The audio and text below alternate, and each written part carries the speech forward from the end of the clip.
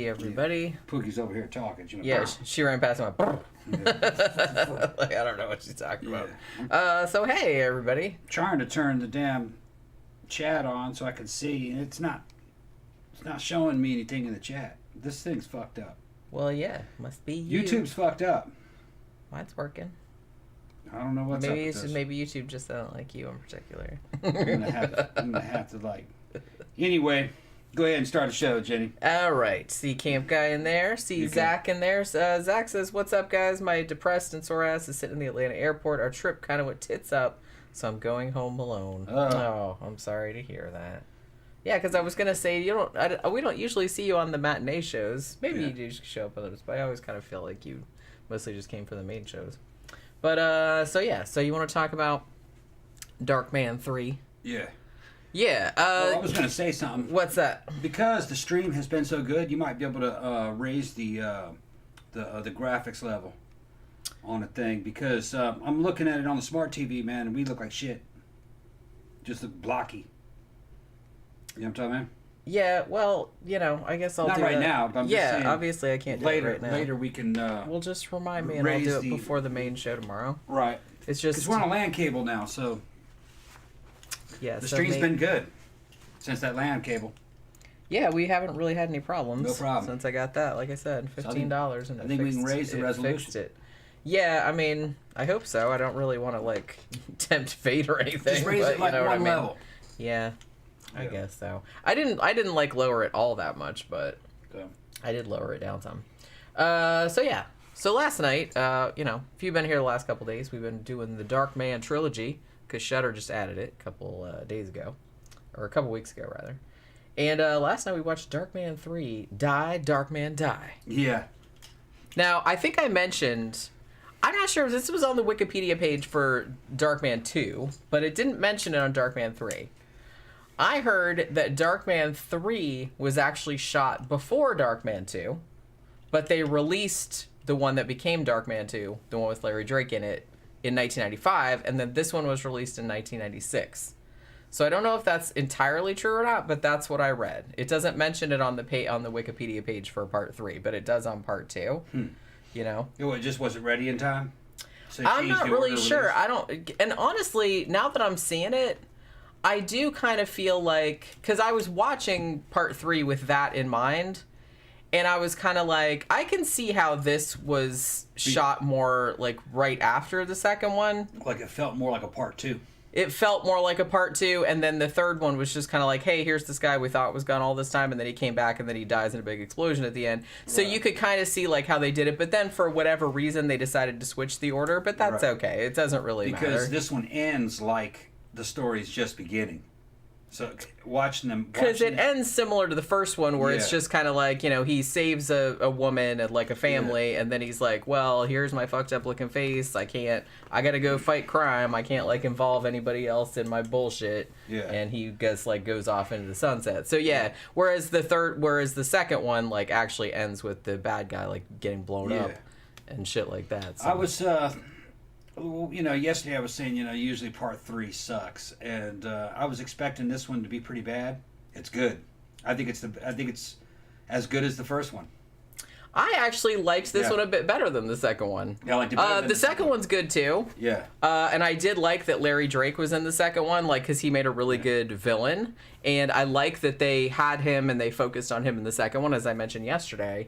But this one feels more like the first one in the sense that it's focused more on Darkman and on his kind of emotional journey. Yeah. There's a bad guy, there's a similar kind of plot going on, but it actually is more focused on him and on his work, and he's in it most of the time rather than it focusing. It does focus on the bad guys a little bit, but... It's Darkman, the man. That's it. But the story drew me in a lot better. Than part same. 2. Part 2 is just kind of like a free-for-all fucking batshit crazy. It's good, but it's just... It's insane. This one's a little more chilled out, and it kind of pulls you more into the Darkman character. This might have been... I think this is supposed to be part 2. I think it initially was supposed to be part 2. And I could see that. Yeah. I could see that. Because I liked it a lot too. Yeah. I actually liked it quite a bit more than I was expecting to. Okay, everything is consistent. It's the same quality. It's the same basic tone and motif. It's consistent. There's no big drop off in quality or anything from Darkman 2, and really not even really a big drop off from 1.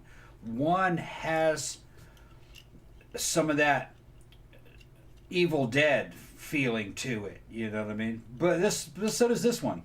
It's close. They're all. Yeah, I mean, the first close. one had a little bit more of a comic book sensibility to it. Yeah. Whereas 2 and 3 were kind of more straightforward action movies with just like a little sprinkling of comic book stuff on top. Yeah. But that's okay. Yeah. It's a different director. Sam Raimi was again the executive producer on this, but it's the same director, Bradford May, as the second one, who I guess was like a TV guy, like he was a TV director, cinematographer, something like that. I did like that they kept, even like through all 3 movies, even though I'm sure when they made the first one, I don't think they were expecting it to be a trilogy necessarily, but I like that all 3 movies had like pretty much the exact same opening credits. Yeah. Like, I really liked had the same font, same... Yeah. Now, the original movie was Danny Elfman, right? Like, did the score. And obviously, he didn't come back for the second or third one, so they got, like, another composer that used some of his themes. But you can't really tell... Like I said, it's still a good score, and it's still in the same vein as the Danny Elfman one. Another thing I noticed is that with this one, the first Darkman from Darkman 1 is Liam Neeson, but he couldn't come back because he had to go do Schindler's List and stuff. When part 2 came out, the new Darkman, I didn't really warm up to him. He kind of seemed like he had been shooed in. But this one, I got the feeling for that actor doing this character. I accepted him as Darkman. That's why I was thinking that this might have been supposed to be part 2. Had it been part 2, I think I could have, I don't know, digested that new actor as being Darkman first. But because he's in it more. He's in it more. Like, because in the second one, like I say, he's in it, obviously, but they focused more on Larry Drake and on and he's good. Durant. He's good. Yeah. He's good in it, you know? He does look like that good-looking dude that my ex-wife used to lust over. Billy Zane. Billy Zane. She just look at his lips. She's always looking at his lips. He does look creepily like, and I never really occurred to me before until I was like looking at his face in the Darkman movies. I'm like, God damn, that dude looks almost exactly like Billy Zane. Yeah. Tiffany was sitting there fucking, boy, he's got some nice abs. Damn. Fucking, you know what I mean? I was getting that ab jealousy and shit. Damn. But he's good in it. His acting's good. He fucking pulls the character off in this third one a lot better than he did, I think, in the second. And I don't think it's because I warmed up to him. I think it's because he's got a bigger role, so you can actually see him more. And he's more of a badass than Liam Neeson. He gives off more of a threatening vibe to him. He's more intense, I guess. Yeah. Right. Well, he's the good guy, but he's got a lot of dark elements in him. Kind of like Phantom of the Opera. Yeah. And so you're wondering, well, maybe this dude might blow and do something bad. You don't know. But they had a couple good angles in this. Instead of ray guns, they have this drug dealer guy who's hooked up with this hot scientist doctor chick who's smoking hot fucking 90s haircut and shit, and fucking turns out she's making super steroids. Yeah. So of course, Tom's like super on board. What? He's like, oh, I want some of those. Yeah, I want some of those. And all kinds of fucking steroid fun happens. You know what I mean? All kinds of steroid fucking right. And Jenny's like, yep. Those dudes all start fighting each other. Yeah, they're all just like smacking each other around. And then like I'm over there going, the main crime boss guy, he's probably just kind of like, can you guys actually do something useful, or you're just gonna like stand here and like beat the crap out of each other? Right, yeah. And the boss is going like, boss is looking at his gang, and he's like, oh, all these other gangs, any old weakling can just pick up a pistol. It's a sign of weakness. And he goes, with us, it's about strength. It's something you can do with your fists. And they're out beating motherfuckers up and shit. They had guns too, but But you need one per they back. could take a lot of shots. They could get shot up. They could fucking super strength. They could match Darkman in his strength. All kinds of stuff happens. So it's a lot more fun than the ray gun angle, I think. It's more creative. Yeah. It allows for more fun in games. I thought the ray gun gag in part 2 was kind of samey. You know what I mean? Kind of predictable. Yeah, let's make a ray gun. Yeah. You know, let's make super steroids. And they made the super steroids on the special adrenaline that Darkman could put out through his fucking hypothalamus gland. What was it? Yeah, or something like that. Yeah, they got it out of him. Well, yeah, I kind of like how they did that because what ends up happening in this one is that you have Darkman. Now, I will say that they reused some of the footage that was in the second one. Not a lot, but it was mostly just the footage of him, like, on his little train car, like, going down to his lair or whatever. And him, like, taking off his face and, like, hanging it on the coat rack and all that. But I was just kind of like, oh, hey, they reused this from the last movie. But then I had to, like, think, well, this was back in the 90s, and it wasn't like people nowadays that, like, sit and binge, like, 3 or 4 movies or shows at one time. So it's like it might have been a year or two between you seeing one and the other, so you probably wouldn't have noticed. Yeah. But, yeah, there was that. So what they did... They have him still working on his skin thing, which still melts after 99 minutes. So he's still trying to, like, get through that barrier. And then he meets, the hot doctor. Yeah. Who... Dude's cheating on his wife with him. Yeah, well, yeah, you don't find out that later because you have, like... Just like in the other ones, you have, like, the bad guy gang. Now, the bad guy in this is named Rooker. And he's, like, a drug dealer. He's played by Jeff Fahey, who was in a fuck ton of stuff. God damn. He was in, like, so many movies and so many TV shows. I remember him from Psycho 3, and he was in that terrible Lawnmower Man, that Stephen King adaptation that Stephen King sued to have his name taken off of. He was in that. Yeah, and okay, when he says drug dealer, we're not talking about a street-level drug dealer. He's more... He's like a rich guy, played piano, and then... You know, he's all cultured and shit. All scientific and shit. He's a dick, though. All right. So he's a mega dick. He's more kind of like a drug lord, not really a drug dealer. But he's got an army of fucking just white dudes who really, you look at them, they're not too threatening, but he puts them on them fucking roids and they get fucking crazy. It's good. It's a good angle. I thought it was because what he figured out because the hot doctor approaches Darkman. At first, you think she's a good guy. Yeah. And she's like, oh, hey, I was one of the doctors that was, in the first movie, like, when they fixed you.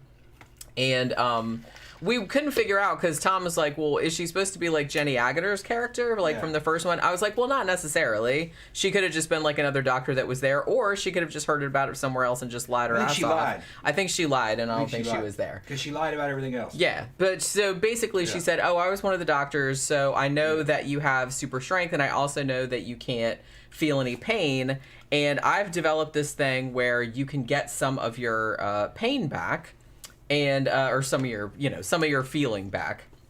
And so she seems super nice and everything, so he lets her do it, but it turns out that she's like a stone cold thunder cunt, and basically is like implants this thing in the back of his head, and then she has like essentially an agonizer where she can like go and like make him feel all this pain like from far away. Yeah. So there's that. So she's like, and we extracted like all of your juices, and we're gonna make this super steroid with it, so then we can inject it to all our thugs, and then they'll be super strong. Right. And then they can smack you around. And then they were going to sell it to professional sports athletes, though, too, so they could win all these games. Yeah. So it was going to be a big commercial thing. So it wasn't just but they were going to use the gang as the test bed. Yeah.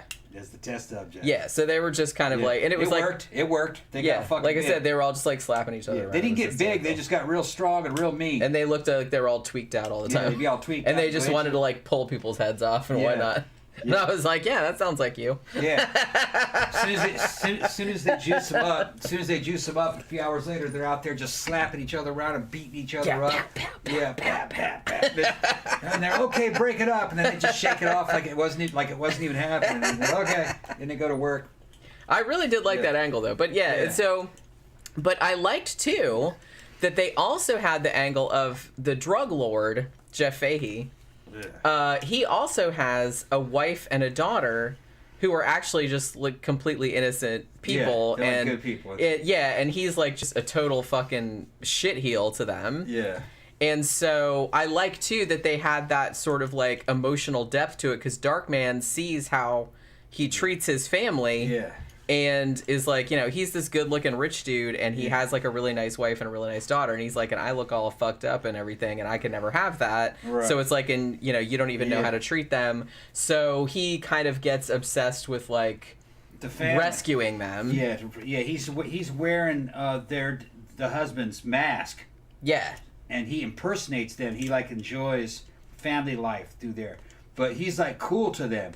Yeah, and the family doesn't know what the fuck is going on because that's what I'm saying. That's not the way he really is. I was like, if he turned up in the house, because I'd be like, the wife would be like, "Why aren't you being a dick? Usually you're such an asshole. Why are you being nice? What's the matter with you?" That was a great element to the story, and I really would have liked this to been movie 2. Yeah, it would have made a lot more sense for this to be part 2 than part 3. Yeah, the more I think about it, the more I think. I think this was part 3. I think it or part 2. Part 2, I mean, yeah. I think it was supposed to be, but it was just I don't know why. Because it makes sense that the return of Darren is actually movie 3, because then the series goes out with a bang. Exactly. That's what I was saying. And you hadn't seen Durant in a while. Yeah. So I think the order is wrong. Yeah, I mean, and like I said, it's weird because there's quite a lot of information about the first Darkman, obviously, because it's fucking Sam Raimi. But since the second 2 went direct to video, there's not really a lot of info about them. Like, even the Wikipedia page is like just nothing. It has like a plot synopsis, and that's about it. Yeah. So I don't really know. I mean, I do kind of know that they did switch the order, but I don't know why. I don't know if it had something to do with maybe this one wasn't done, or probably it's not like ready yet, or it wasn't ready. So it's like, well, we have this other one in the can, because it looks like they kind of shot them maybe around the same time. Yeah. I'm not really sure. And like I said, they do actually kind of reuse a little bit of footage, not a lot. Yeah. They actually use some footage from the first movie as well, but it's mostly kind of like when he has those rage freakouts, and they kind of do like the explosions and like everything going red and skulls and shit like that. So they do use that a few times, like to show when he's like wigging out. I will say that having seen all of them now, I will give the series my star of approval. It is. This is a good series. Imagine if The Evil Dead was a superhero cartoon movie. But not as cartoonish as Evil Dead. Yeah, not. Yeah, but it's like a superhero movie made by the dude that did Evil Dead. It has that kind of with a little like side order of Universal Monster. Yeah, almost like Phantom of the Opera. Yeah, or something like that. Little hints of RoboCop to me. It felt like it. Kind of the sci-fi angle. Kind of felt a little bit like RoboCop and Batman. Well, RoboCop had a similar thing in the sense that it was a dude that got all blowed up, and then like you brought him back like as a cyborg, and he still could remember his old life and like you know had like a desire for that, and it's like kind of tragic. Right. So yeah, Darkman has that too, and that's what I kind of liked about this one is that it had that element. Like he wasn't being like a super creepy stalker or anything, but he seemed like genuinely upset that this drug lord had this wife and daughter that were actually really nice, and he was abusing them. He was just like basically really abusive to them. Yeah. And so he was just kind of like trying to get them away because he started to think, well, maybe they're in danger, which actually does turn out to be the case. Yeah. You know, so he's like thinking, well, I have to get him out of there. So he used like various. I think I'm going to actually buy this as a 3-movie set. I would own this. Yeah, I think it does. It was maybe, I think Shout Factory maybe put him out. It's worthy of owning. A couple years back. Yeah, it's worthy of owning. You know, if it comes in a nice package or maybe a little poster with it or something. It's a good series. I respect it now. You know. Well, I like that it didn't really... I mean, obviously the first one's the best one, but it's like, I like that the other two didn't really dip that much in quality. They're still... about the same. Both of them are still, like, totally worth watching. Yeah. And I was actually surprised that the third one... was better. Was actually, like, I liked it a little bit better than the second one. Yeah. Like I said, I like Larry Drake a lot in the second one, and I liked... kind of the plot of it. But this one, I think the story was more compelling. Yeah. There was more of an emotional core to it. Yeah. Darkman was in it more. Yeah. And you got to actually see him being kind of like, you know, having that like longing that he can't have that family because his face is all fucked up, and it's like you know, they had like a Beauty and the Beast thing, because at one point like the drug lord's daughter is in like a little Beauty and the Beast play, which I thought was fun. That kid, the kid that was playing the Beast, like his costume was like fucking adorable. I got a feeling if you watch this part 1, 3, and 2, then it makes a lot more sense. Well, maybe one day if Shudder leaves it on there, we'll do that. Like, see, I think it makes a lot more sense because now that I'm thinking about it. Because I was thinking about it earlier, you know, when I was thinking about what we were going to say about the movie, and I was just kind of like, yeah, I kind of think because this one, the third one, ends kind of the way the first one did. Because, you know, the first one was him kind of like telling his girlfriend, you know, I just, you know, I'm like this, and I don't think that you can ever love me like this, and also I'm all fucked up, like, emotionally, not just my face, and I don't want to subject you to it. I'm going to be, like, fighting criminals, and it's like, you're going to be in danger. So he kind of, like, lets her go, and the same kind of thing happens at the end of this one, where he basically... he kills the drug lord by throwing him in an industrial shredder. Oh yeah, it looked cool. We were just kind of like, I was like, are they going there? Are they? Oh my goodness, they're going there. Okay. The only thing that I'm thinking is that part 3, they added the element of the liquid flesh. Yeah. So it couldn't be part 2 because. Yeah, but that it liquid would have been in part 3. You know the liquid flesh shot where they showed him like pouring it. That was in the second one. Yeah, it was. That's what I mean about them like reusing a couple minutes of footage. That was in the second one. He pours it in in it. Yeah. Like I said, it wasn't a big deal. It was mostly there was a sequence where he stole a bunch of money, because like in the second one too, like he killed a bunch of like gangsters, and then he stole some money like from their deal, and that's what he's using to like fund his research, right? So in the second one, he takes all the money in the box and like puts it down like in the manhole, because he has like this big underground layer, right? And so there's a sequence in the third one where he's doing the exact same thing. He's taking like a box of money, he's putting it down the manhole, and then he goes down there and gets on his little train car situation. What do they call that? I'm sure it has a name, but where he goes down the track to his lair, and then he goes in his lair and he's doing his, you know, another trial of his skin, and it's like it's not working, and he takes his face off and hangs it up. That's like the same sequence, but it's only like 2 or 3 minutes long. And I can see why they reused it. Like I said, if, you know, it's going to be like a year or two between the movies. No one's going to notice. And it wasn't anything significant. But that was another one of the scenes, too, was the scene where he was pouring the liquid on his finger. And it grew back. Because at one point, he figured it out. Yeah. And... yeah, they don't know what you're talking about, probably. Okay, he could make synthetic skin, but in 99 minutes in sunlight, it would was photosensitive, and it wasn't would like start really melting. Skin. It was more like a mask, you know. It was a skin-like substance. Well, in the third one, he gets a supercomputer because that doctor in a gene splicer. The doctor let him use it, and he invented a new one that is a liquid flesh that you can pour it on a burned body part, and it immediately goes to work and regrows the skin. Yeah. And it reattaches, and it's forever. It's real skin. He had a jar of it, enough to fix himself. But the bad guy stole the data disk. And he didn't have access to it. And he didn't have a backup. He didn't have the always backup. back up your data, and especially something as important as that. He couldn't get his hands on the damn. He couldn't remember it all, and he couldn't get his hands on the technology to do it again. And at the end of the movie, the little girl gets her face burned, and he uses it to heal her. Because her dad's a dick, yeah. Because her dad's a dick. He used it to heal her, and he didn't have enough for himself. So he just left his face the way it was. So his face was left fucked up, so he has to use the 99-minute mask. Yeah. But he could have just poured it on his head. And he'd have been normal again.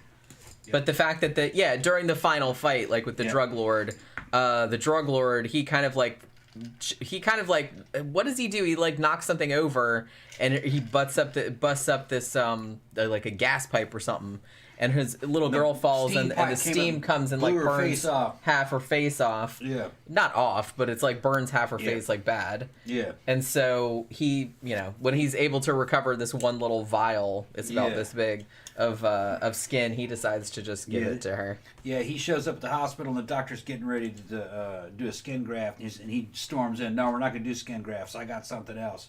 And then he tells him, I'm doctor something or other, and he's like, okay, you take it. And he fixes it with the liquid. And then the next day, she's good as new. Good as new. Good as new. And then the story kind of ends on a cliffhanger, like another movie's coming. Yeah. Because he goes to the mom. Goes to the mom. On the roof, and she says, I want to see what your real face looks like. And he shows it. And he's like, why? And she's like, because I just do. Yeah. And so he lets her see his real face, which I think is kind of cool. Yeah, and then he says something I forgot, and then boom, then the credits happen. Well, she says thank you. Yeah, that's right. And he's basically like, But he says, well, there's like a voiceover where he says, she was right there, but she was still like a million miles away or something like that. Right. And he's like, and I have to go back into the darkness or whatever. Right, yeah, and ended on a cliffhanger. Yeah. Which makes me think that's where part 2 is supposed to be. Return of Duran was supposed to happen right after that. Because that one didn't end on a cliffhanger like that. It ended like it was resolved. Yeah, because Durant got blown up. Yeah. Although he got blown up in the first one, and he still came back. Yeah. I think he's and they made a gag out of it, never fucking explaining how he came back. It wasn't even a gag. It was just like a throwaway line. The guy said, I don't know how anybody could survive. Yeah. Then I said, yeah, you and me both, pal. I don't know how he fucking survived that. Well, that is a gag. But yeah, so it's just kind of like... gag. Hey, movie magic. Yeah. I mean, like I said, I wasn't mad about it. But yeah, honestly... I don't know. There was just something about this one that I liked a little bit better than the second one. It was like less funny because I kind of feel like the second one, because Larry Drake was in it and he was such a good villain, he had like a lot of really good lines. And so a lot of it was kind of like, I don't want to go so far as to say comedic, but there was like a lot of dark humor in it. This one was a lot more serious, I felt like, but I liked that better because I don't know. I kind of felt like it was like a good balance between, because the first one had some humor in it too, but was mostly... A lot more Darkman in it. Yeah. Darkman, the man. Darkman, the man. Yeah. That's what they should have called it. So you get to know what he's all about and all his problems, what his character is like. Darkman, what are you all about? Him talking to other people. He pulls... I bought him more in this as the character in this one than I did the second one. Yeah. In Return of Duran. He was a stronger character. It was the writing, Yeah.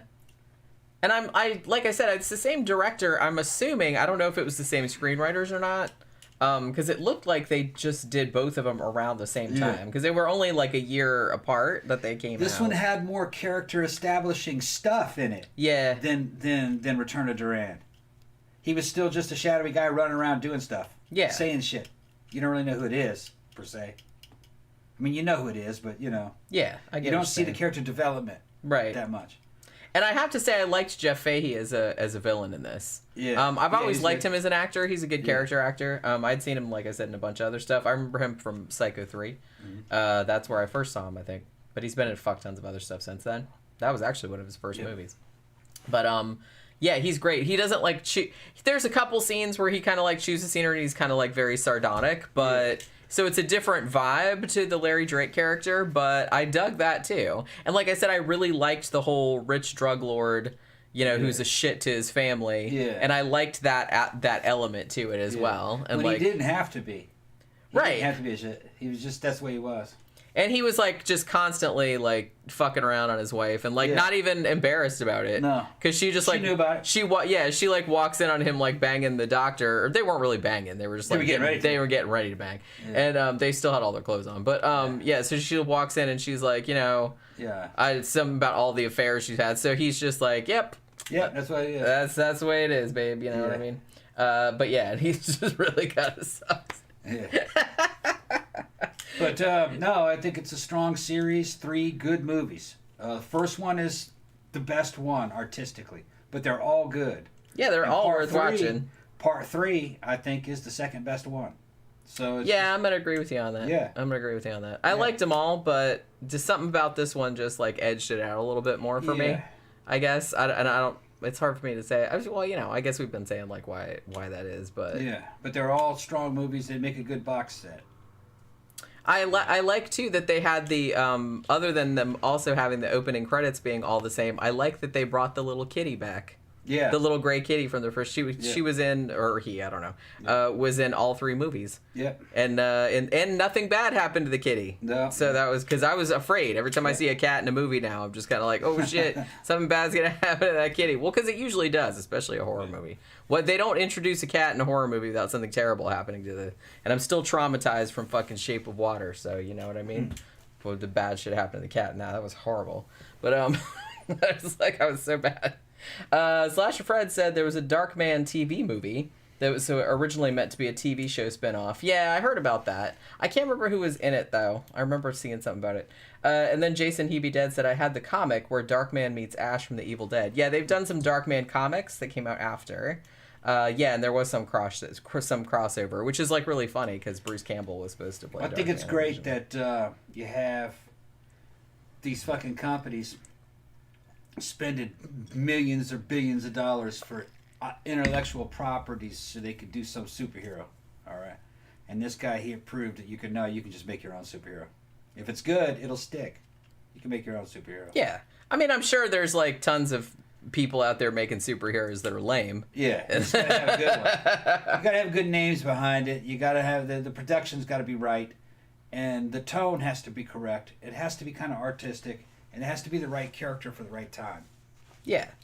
This one seemed to like hit at the right time. It wasn't, like I said, it wasn't a massive success, but it was enough of a success that it made like decent money and still has like a cult following and had, like I said, comic books and shit like that. So. Yeah. It had a horror angle to something that was basically kind of like The Shadow or Batman or Phantom of the Opera, and with a sci-fi element. And it was just kind of had... fucking gangsters, kind of like The Crow. It's just, Yeah, it did have a little bit of The Crow kind of in there, too. Yeah. Not quite as goth as that, but, right. But they did a good job. And like I said, that you're not going to fucking beat the MCU and make a $1 billion movie with it. But you got 3 good movies, and it's an individual character, it's an original character. You could probably get merchandise for this movie. Probably still making merchandise. I think you can. It's interesting because I think for a long time, please correct me if I'm wrong, I think I remember reading this, but I think for a long time this was a Universal film, and Universal, they didn't even think about doing merch for this, like figures or anything, until like way later. Yeah. And then like a company approached them and said, do you have the rights to do that? And they're like, well, I don't know, probably. Yeah. And he's like, well, can I have them? And they were like, sure. Yeah. So, and then they ended up like making some figures. So like Universal, they didn't even like bother looking into like the merch rights for this because I guess they thought it wasn't a big enough deal. They don't know geeks. But, well, I mean, this was like many years later. Many years, somebody called somebody up and said, hey, do you have the rights to Darkman? And they said, we don't know. Yeah. And, I'll have to get back to you. So they had to go through this big, like, legal rigmarole to figure out if they had, like, merch rights for this character. And they're like, oh, yeah, it turns out we do. And so this company ended up, and then they started making, like, I think they made a limited edition figure and, like, some other stuff. Yeah. Which, like I said, that's a cool figure, you know what I mean? With, with his little fucking bandage over his face. And, like I said, I like his teeth. He looks kind of skull. Yeah. Skull beats Freddy Krueger type because he's all burned and shit. Yep. Slasher Fred says one of these days you should review the 1995 TV movie Black Scorpion. TV movie. 1995 Black Scorpion. I thought I'd seen a movie called Black Scorpion on MST, but I thought that was like a really old movie, and I thought that was like a Mexican film. Now that I'm thinking about familiar, but it doesn't. Yeah, I'll have to look that up and see. I'm sure it's not the one I'm thinking of because I think the one that was on MST was in black and white. Although it's been a long time, and I'm pretty sure it was Mexican. Yeah. But yeah, that's the only Black Scorpion I can think of at the moment. But yeah, speaking of Phantom of the Opera, that's what the show tomorrow night's going to be about. Yep. We're going to talk about the novel. We're going to talk about like the author, the author, and like kind of the true story that it was kind of based on. Was the Phantom of the Opera real? That's going to be the show. Was it real? Yeah. Because the author, what's his name? Gaston Leroux, right? Yeah. Yeah. Gaston Leroux swore on his deathbed that he investigated it and that it did happen. and it did fit from what I remember reading it. And I went back through it and listened to some of it. There's audio books on YouTube. Yeah, we've both been re-listening to the audiobook. Yeah, which, man, one of them's 9 hours long, and that's the. I'm about 3 hours in. Right, and when I was reading, I was like, man, they're talking about a serial killer. You know, and he's swearing that it happened, and this is before profiling. Now I think he wrote this in 1909, or is it 1906? And he's talking about something that happened 20 years prior. So you're talking 1880s, late 1880s. And I think that was before H.H. Holmes, The Murder Castle. And a lot of the stuff that the Phantom does is kind of like something H.H. Holmes did. Yeah. I mean, if they made this up out of their head, I mean, you know, they did a good job of fucking making up a serial killer. Yeah. You know. Yeah, we'll get into it. Okay, I think it's going to be a good show. Okay. It was a good idea. I thought so. You know, Okay. because I love all that kind of shit. And then we're going to talk about like all the movie adaptations and all that kind of stuff. So I don't know. It'll be fun. But yeah, so all of the Darkman movies are on Shudder at the moment. So if you have Shudder, you can go watch them right now. And tell us what you think, which one you like the best. And everybody, thanks for dropping by today. And we will see you guys tomorrow evening for the regular episode 293. So we'll see you guys again tomorrow.